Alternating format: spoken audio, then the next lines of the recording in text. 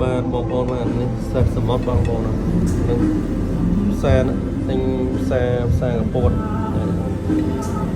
រើត្រាំទឹកកកឡើងនេះណាឡើងកកបាទ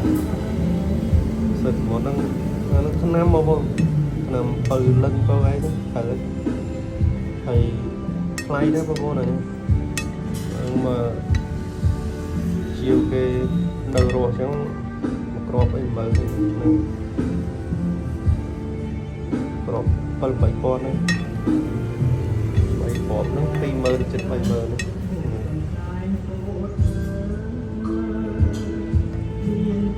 សិស្សមកអានេះកូនបីកូនអរគុណច្រើនបងប្អូន